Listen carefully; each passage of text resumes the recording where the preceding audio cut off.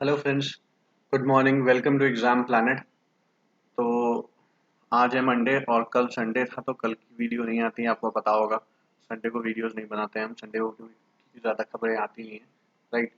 तो आज हम फोर्थ और फिफ्थ 2 दिन की बैंकिंग अवेयरनेस कवर करेंगे। आज की वीडियो बहुत इंटरेस्टिंग है। इंटरेस्टिंग इसलिए है क्योंकि खबरें बहुत इंपॉर्टेंट है सारी, और दूसरी चीज़, खबरें इतनी इम्पोर्टेंट हैं और दूसरी तरफ इतनी ज़्यादा आसान है कि आपको बहुत ही आसानी से समझ में आ जाएंगी। बहुत ही आसानी से आपको समझ में आ जाएंगी चीज़ें। बहुत ईजी वे में मैंने समझाने की कोशिश की है, राइट। और बहुत आसान खबरें हैं, बहुत मुश्किल खबरें नहीं हैं, बहुत आसान खबरें हैं, राइट। तो बहुत ज़्यादा सोचने की ज़रूरत नहीं पड़ेगी आपको, आसानी से खबरें याद हो जाएंगी आपको, राइट। तो चलिए स्टार्ट करते हैं विदाउट वेस्टिंग एनी टाइम। हाँ, उससे पहले वीडियो को लाइक कर दें, चैनल को सब्सक्राइब कर दें, ताकि आपको ये वीडियो की नोटिफिकेशन टाइम पे मिलती रहे, राइट। और आपका फ़ायदा हो। एग्ज़ाम बहुत नज़दीक है, आप सबको पता है, तो हमें बिल्कुल भी टाइम वेस्ट नहीं करना है और अपने आप को लगातार प्रिपेयर करते रहना है, राइट। तो चैनल को सब्सक्राइब और वीडियो को लाइक और शेयर भी कर दो यार कुछ लोगों से, ताकि और लोग जुड़ पाए हमारे साथ, ठीक है। तो चलो स्टार्ट करते हैं फर्स्ट स्लाइड से। आरबीआई ने इम्पोज किया है 25 लाख की पेनल्टी, किसके ऊपर? पंजाब और सिंध बैंक के ऊपर।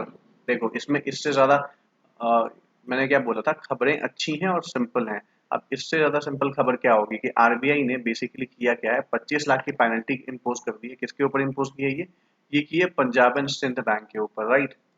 पंजाब एंड सिंध बैंक का हेडक्वार्टर कहाँ है, आप सबको पता होगा। पंजाब से जो भी बैंक के नाम स्टार्ट होते हैं उन सब का हेडक्वार्टर नई दिल्ली में होता है। पता है ये बात? नहीं पता है? पंजाब से स्टार्ट होने वाले जो भी बैंक है, तो इंडिया में दो ही बैंक है, एक तो पंजाब नेशनल बैंक है और एक पंजाब एंड सिंध बैंक है। तो इन दोनों का ही हेडक्वार्टर नई न्यू दिल्ली में है, ठीक है। तो आरबीआई ने कितने की पेनल्टी लगाई है भाई साहब? 25 लाख की पेनल्टी लगाई है। किस पे लगाई है? पंजाब सिंध बैंक पे। देखो, the reserve bank of India has imposed a penalty of 25 lakh on Punjab and Sind bank for non compliance with certain provisions of cyber security framework, ठीक है। आरबीआई ने रीजन दे दिया है, भाई हमने 25 लाख रुपए की पेनल्टी लगाई है। क्यों लगाई है? क्योंकि ये साइबर सिक्योरिटी फ्रेमवर्क को लेके जो सरकार की गाइड जो सॉरी जो आरबीआई की गाइडलाइंस है, साइबर सिक्योरिटी फ्रेमवर्क को लेके जो आरबीआई की गाइडलाइंस है, ये उसको फॉलो नहीं कर रहे थे, right.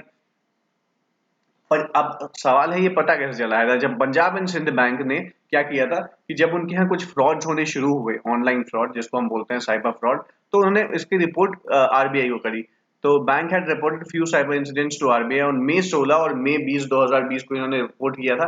Examination of the incident reports and the report of the forensic analysis, और उसके बाद आरबीआई ने अपने इंटरेस्ट की जांच कराई, ठीक है। जांच कराई हर तरीके से। तो क्या पता चलता है कि इंसिडेंट्स रिवील्ड, उनमें रिवीलेशन क्या हुआ कि नॉन कॉम्प्लायंस विद द एफोर्स एफ्रो सॉरी नॉन कॉम्प्लायंस था, मतलब वो उसको फॉलो नहीं कर रहे थे फॉर एफर्ट स्टेट डायरेक्शंस, जो सरकार जो आरबीआई ने जो डायरेक्शंस दी है उसको वो फॉलो नहीं कर रहे थे। इसी वजह से उसके साथ जो है ये आई मीन इस वजह से नहीं हुआ है, बट हाँ, क्योंकि आप डायरेक्शंस फॉलो नहीं करोगे तो you are most vulnerable towards all this cyber attack. तो वो नहीं कर रहे थे, इसकी वजह से शायद उनके पास ज्यादा हुआ है। और आरबीआई ने अपनी रिलीज में बताया है कि क्योंकि वो हमारी रूल्स रेगुलेशंस जो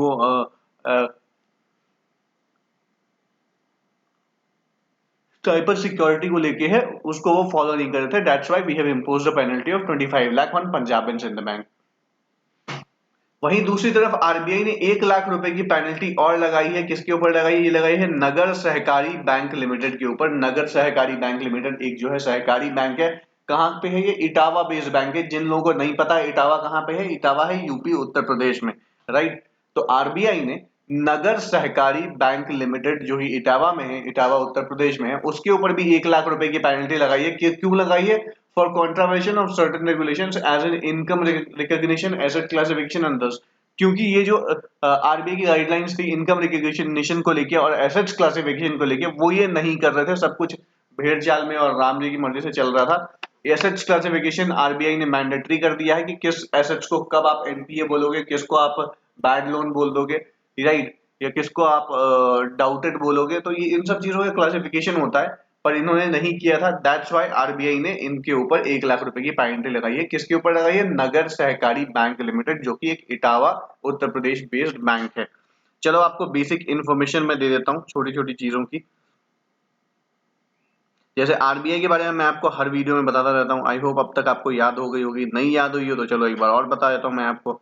तो आरबीआई जो है उसका फॉर्मेशन हुआ था 1935 में, ठीक है, 1935 में। इसका पहला हेडक्वार्टर कोलकाता में हुआ करता था, फिर इसका हेडक्वार्टर मोस्ट शिफ्ट होकर मुंबई हो गया है। इसके फर्स्ट गवर्नर थे सर ऑसबॉर्न स्मिथ, ठीक है। अभी जो गवर्नर है वो है शक्तिकांत दास, जो कि 25वें गवर्नर है, याद रखना। 25th गवर्नर ये शक्तिकांत दास। 4 डेप्यूटी गवर्नर्स होते हैं, माइकल देवव्रत पात्रा, एम के जैन, एम राजेश्वर राव और टी रवि कुमार। चारों का नाम आपको याद हो गया होगा, आई होप। चलो मूव करते हैं नेक्स्ट स्लाइड पे। Government extends retirement age of LIC chairman to 62 years from 60 years.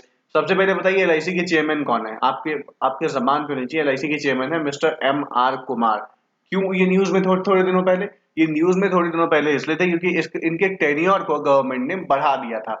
इनकी रिटायरमेंट की एज आ गई थी, पर सरकार ने ये रीजन दिए, क्योंकि ये रीजन दिया क्योंकि एलआईसी को आईपीओ ऑफर करनी है इस साल के एंड तक, और this is the chairman who knows everything about this, so we don't want to change our chairman, right? ये रीजन देके आरबीआई ने और गवर्नमेंट ऑफ इंडिया ने इनको एक्सटेंशन दे दिया है। किसको एक्सटेंशन दिया है? एलआईसी के चेयरमैन एम आर कुमार को। पर अब एक नई रूल निकल के और आ गई है। ये नई रूल क्या है?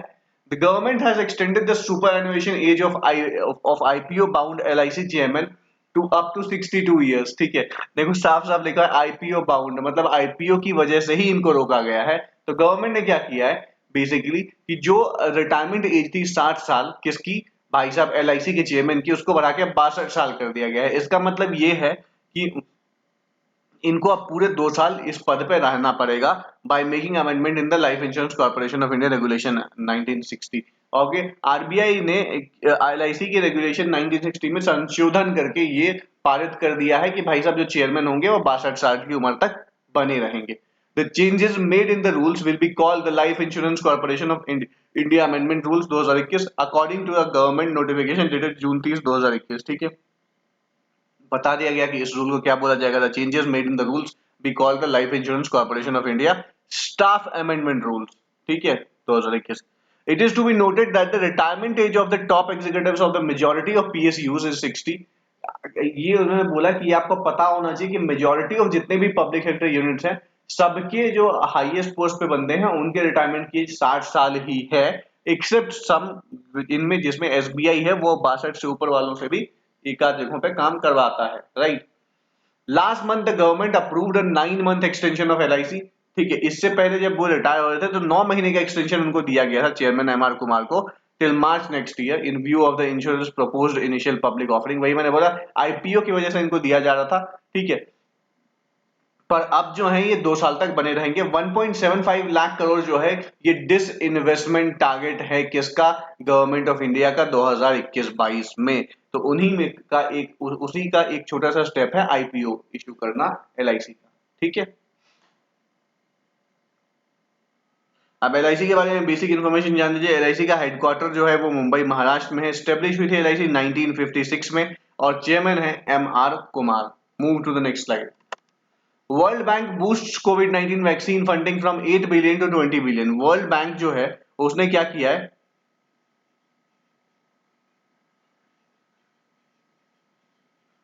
वर्ल्ड बैंक ने जो फंड था बेसिकली कोविड-19 वैक्सीन के लिए, जो $8 बिलियन पहले हुआ करता था, जो डेवलपिंग नेशंस को कोविड-19 से फाइट करने के लिए दिया जा रहा है, उसको बढ़ा के $8 बिलियन से $20 बिलियन कर दिया गया है, राइट। तो the world bank announced Wednesday, the world bank announced on Wednesday it has increased it's covid vaccine fund. उन्होंने बोला कि हमने साफ साफ हम बता देना चाहते हैं कि हमने कोविड-19 वैक्सीन फंड जो था फॉर डेवलपिंग कंट्रीज के लिए, उसको हमने $8 बिलियन से बढ़ा के $20 बिलियन कर दिया है, ठीक है। याद रखना फिर से किसके लिए किया गया है। वर्ल्ड बैंक ने अनाउंस किया है कि it has increased it's covid vaccine fund. उन्होंने बोला कि हमने अपनी कोविड-19 वैक्सीन फंड को फॉर डेवलपिंग कंट्रीज साफ साफ बोल दिया। वर्ल्ड बैंक ने अनाउंस किया है वेडनेसडे को, it has increased it's covid vaccine fund. उसने बोला कि हमने अपनी कोविड-19 वैक्सीन फंड को बढ़ा के 8 बिलियन से 20 बिलियन कर दिया। किसके लिए कर दिया? ये फॉर डेवलपिंग कंट्रीज के लिए, ठीक है, ताकि वो उससे फाइट कर पाए। The bank's private financing arm secured a 600 million euro package for South for a South African vaccine manufacturer to ramp up production, the institution announced. Okay, तो द बैंक का जो एक प्राइवेट आर्म है, private financing arm है, उसको $600 million जो है का यूरो पैकेज मिल गया है। किसके लिए मिला है? ताकि वो उनको साउथ अफ्रीका की जो वैक्सीन है वो ला के दे, South Africa vaccine manufacture to ramp up production, ताकि प्रोडक्शन को और बढ़ाया जा सके। एंड द इंस्टीट्यूशन अनाउंस, ठीक है, together the action announced today on vaccine production development and financing will save lives. अभी जो आज जो अनाउंसमेंट हुआ है उसमें ये बोला गया है, मतलब आज नहीं, मतलब जो एक दो दिन पहले अनाउंसमेंट हुआ है उसमें ये बोला गया है द एक्शंस अनाउंस्ड, जो एक्शन अनाउंस हुए हैं वैक्सीन प्रोडक्शन को लेके, डिप्लॉयमेंट को लेके और फाइनेंसिंग को लेके, वो जो है बहुत सारे लोगों की जान बचाएंगे, इकोनॉमिक रिकवरी में हेल्प करेंगे। जल्दी से जल्दी अगर लोगों को वैक्सीन मिल जाएगी तो जो हमारा कर्व है वो गिर जाएगा, और जो हमारा जो रेज ऑफ होप है फॉर इकोनॉमिक रिकवरी वो बढ़ जाएगी। Help ensure the people in that developing countries to have a chance to prosper, ठीक है। और ये जो है इसी तरीके से ये डेवलपिंग कंट्रीज के लोगों को मौका देता है कि वो भी बेहतर बन पाए, right. The $20 billion is available through 2022, ये जो 2022 से अवेलेबल होगा ये $20 बिलियन जो है टू फाइनेंस वैक्सीन डिस्ट्रीब्यूशन, ताकि आप वैक्सीन डिस्ट्रीब्यूशन को फाइनेंस करवा पाए, ठीक है। As well as cold chain and training health care workers, ताकि और कोल्ड चेन स्टोर को भी हेल्प मतलब वो करवाया जाए, रेडी कराया जाए, और ट्रेनिंग दी जाए किसको? हेल्थ वर्कर्स को, ताकि वो इन चीजों को अच्छे से हैंडल कर पाए, ठीक है। बैंक ने ऐसा बोला है। तो आपको ये वाली खबर समझ में आ गई। वर्ल्ड बैंक ने बेसिकली क्या किया है, कोविड-19 वैक्सीन फंडिंग में की जो लिमिट थी $8 बिलियन की, उसको बढ़ा के $20 बिलियन कर दिया गया है फॉर डेवलपिंग नेशंस, ठीक है। अब बेसिक इन्फॉर्मेशन जान लीजिए वर्ल्ड बैंक की। वर्ल्ड बैंक का हेडक्वार्टर कहाँ है? नहीं बताऊंगा, वर्ल्ड बैंक मैंने बताया था कल परसों ही। अब मैं आपसे जानना चाहता हूँ, प्लीज कमेंट कीजिए वर्ल्ड बैंक का हेडक्वार्टर, वर्ल्ड बैंक के हेड कौन है, और नीचे लिखना कितने मेंबर कंट्रीज हैं। तीन चीजें पूछी हैं मैंने आपसे, ठीक है। चलो move to the next slide. RBI prescribes qualification of managing director और whole time director of urban cooperative bank. RBI ने कुछ नए रूल्स, कुछ नई गाइडलाइंस निकाली, जिसके तहत उन्होंने ये बोल दिया है कि जो अर्बन कोऑपरेटिव बैंक्स के एमडी होंगे या होल टाइम डायरेक्टर होंगे, उनकी एक स्पेसिफिक, उनकी जो है वो एक स्पेसिफिक, व्हाट इज दिस यार, उनकी जो है एक स्पेसिफिक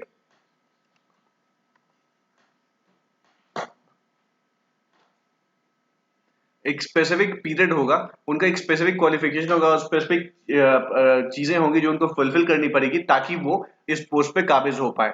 तो guidelines for appointment of MDs and डब्ल्यूटीडीज, द आरबीआई सेड, आरबीआई ने साफ साफ बोला है जो एमडीज मैनेजिंग डायरेक्टर हैं और होल टाइम डायरेक्टर हैं, उनको लेकर नई गाइडलाइंस है, जिसमें आरबीआई ने साफ बोल दिया कि जो एमपी और एमएलए होते हैं उस एरिया के, representative of municipal corporation will not be eligible to hold such positions in the primary urban cooperative banks। उन्होंने साफ साफ बोल दिया जो भी एमपी एमएलए होंगे उनका कोई हक नहीं बनता है, और उनको अभी से बोल दिया जाता है कि you are not eligible to be the MD और WTD of any urban cooperative bank. आप किसी भी अर्बन कोऑपरेटिव बैंक के आप एमडी या वर्ल्ड होल टाइम डायरेक्टर नहीं हो सकते। The reserve bank of India on Friday dash that dash and fit, देखो एक सेकंड रुक जाइए, मैं ये थोड़ी सी प्रॉब्लम हो गई है।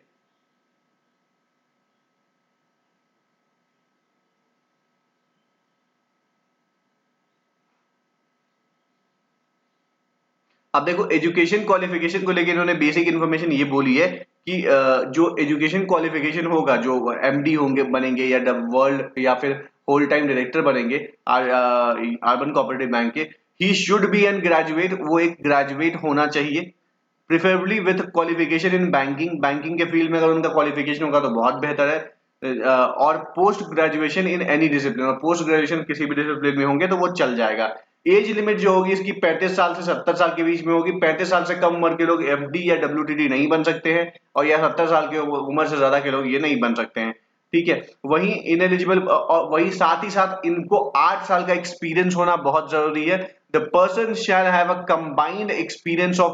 combined experience of at least 8 years at the middle or senior management level in the banking sector, including the experience gained in the concerned USBs और UCBs में जो एक्सपीरियंस गेन किया उसको भी इसमें काउंट किया जाएगा, ठीक है। तो याद रखना बहुत सिंपल सी चीज है, आरबीआई ने कुछ रूल्स चेंजेस कर दिए हैं एमडी और होल टाइम डायरेक्टर को लेके फॉर अर्बन कोऑपरेटिव बैंक, जिसमें साफ साफ बोला गया कि एमपी एमएलए जो होंगे वो इसके एमडी और होल टाइम डायरेक्टर किसी भी हाल में नहीं बन सकते। जिनको बनना है उनके लिए बेसिक क्वालिफिकेशन या ग्रेजुएशन उनका होना ही चाहिए। अगर स्पेसिफिकली बैंकिंग के फील्ड में ग्रेजुएशन है तो उससे बेहतर और कुछ नहीं है। पर अगर मास्टर्स हो तो मास्टर्स किसी भी फील्ड में चलेगा, यू कैन डू एनीथिंग। अगर आप मास्टर्स हो तो आप किसी भी फील्ड के हो, आपका आपका काम हो जाएगा। ठीक है। वहीं तीसरी चीज बोला गया कि जो लोग इसमें इनरोल होंगे, जो लोग बन सकते हैं होल टाइम डायरेक्टर या फिर डायरेक्टर, वो क्या होगा, आई मीन वो 35 साल से 70 साल के बीच में होंगे। 35 के कम उम्र के लोग नहीं बन सकते और 70 से ज्यादा उम्र के लोग नहीं बन सकते।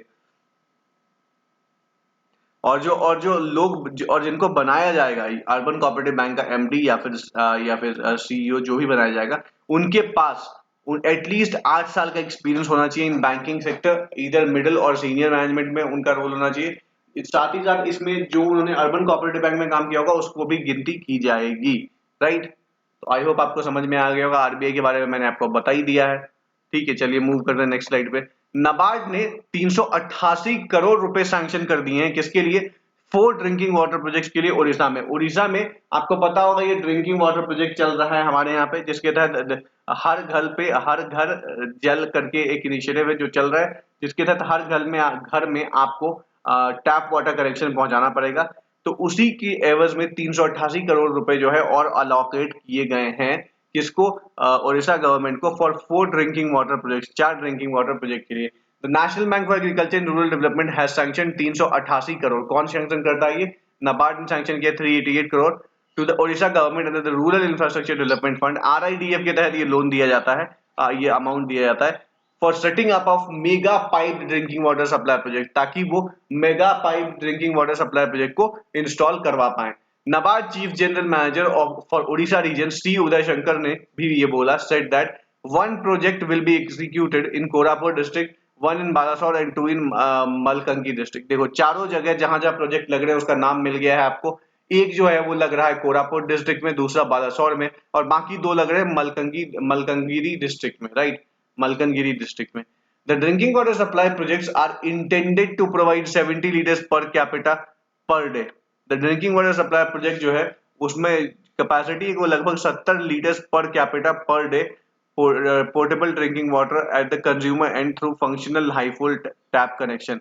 उसने साफ साफ बोला है कि जब ये कनेक्शन लग जाएगा तो 70 लीटर घर में जितने आदमी होंगे उसके हिसाब से पर कैपिटा पर हेड के हिसाब से 70 लीटर पानी आपको दिया जाएगा। दिन में 8 घंटे पानी आएगा, मतलब अगर आप हम 4 लोग हैं तो 280 लीटर पानी आपके घर में पूरे दिन में आएगा। अगर आपने 1 घंटे में यूज कर लिया तो फिर वो पानी दोबारा नहीं आएगा, नेक्स्ट ईयर आएगा, नेक्स्ट दिन आएगा, नेक्स्ट डे आएगा। ठीक है। तो नाबार्ड ने साफ साफ बोल दिया है कि भाई साहब आपको ये टैप जो है टैप हाउस कनेक्शन घर घर तक पहुंचाना पड़ेगा, ताकि लोगों को ड्रिंकिंग वाटर और बाकी पानी की जो किल्लतें झेलनी पड़ती है वो ना झेलनी पड़े। नाबार्ड के चीफ जनरल मैनेजर ये ना साफ साफ बोलते हैं, the drinking water supply projects are intended to provide 70 litres per capita. मैंने बता दिया आपको ऑलरेडी।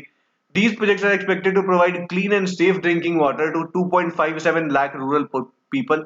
अब जो ये जो प्रोजेक्ट लगेगा इससे लगभग 2.5 लाख 2.57 लाख लोगों को इसका डायरेक्ट बेनिफिट मिलेगा। पीपल इन 467 विलेजेस में उनको पानी आसानी से मिल जाएगा। Helping the state achieve the goal of supplying drinking water is, और ये इन्हीं तरीके से हम जो है हेल्प कर रहे हैं किसकी? स्टेट की, कि वो ये अपना गोल अचीव कर पाए 2022 तक फुल्ली, आई मीन हर घर में टैप कनेक्शन पहुंचाने का जो उनका टारगेट है वेस्ट बंगाल गवर्नमेंट का 2022 तक, उसको हम अचीव कर पाए, ऐसा नाबार्ड ने बोला है। राइट। तो आई होप आपको ये स्लाइड पसंद आई होगी। नाबार्ड के बारे में बेसिक इन्फॉर्मेशन जान लीजिए। नाबार्ड जो है वो 12 जुलाई 1982 को फॉर्म हुआ था, मुंबई महाराष्ट्र में इसका हेडक्वार्टर है, और अब इसके चेयरमैन है गोविंदर राजुलू चिंटला। कौन है इसके चेयरमैन? गोविंदर राजुलू चिंटला। ठीक है। और आज के लिए वीडियो में इतना ही, मिलते हैं कल आपसे एक नई वीडियो के साथ। हालांकि जाते जाते मैं आपको खबर बता दूं कि WHO जो है उसने चाइना को मलेरिया फ्री घोषित कर दिया है, ये आपको पता होना चाहिए।